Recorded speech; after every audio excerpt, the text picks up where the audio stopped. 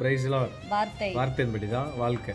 YONO 2:1. அந்த மீனின் வயிற்றிலிருந்து யோனா தன் தேவனாகிய கர்த்தரை நோக்கி விண்ணப்பம் பண்ணி. ஆமீன். இந்த நாளில் இதை பார்த்துட்டு இருக்கிற நீங்கள் எப்பேற்பட்ட சூழ்நிலையில் இருந்தாலும் அந்த சூழ்நிலையில் இருந்து நீங்கள் அவரை நோக்கி விண்ணப்பம் பண்ணுங்க. அதாவது உங்கள் சத்தம் அவருக்கு நேராக எழுப்புங்க அப்படின்னு சொல்லி தான் இந்த வசனம் அழகாக சொல்லுது பாருங்கள். யோனாவை விழுங்கும்படி ஆண்டவர் ஒரு மீனை கட்டளையிட்டிருந்தார்.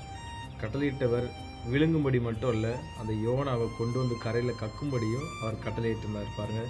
ஸோ உங்களை குறித்து ஒரு மிகப்பெரிய தரிசனமும் திட்டமும் இருக்கும்போது எப்பேற்பட்ட மீன் உங்களை விழுங்கினாலும் அந்த சூழ்நிலையில், அந்த சிறையிருப்பில், அந்த போராட்டத்தில், அந்த உபத்திரவத்தில், அந்த சோதனைகளில் நீங்கள் அவரை நோக்கி விண்ணப்பம் பண்ணுங்கள். அவரை துதிக்க ஆராதிக்க ஆரம்பிங்க.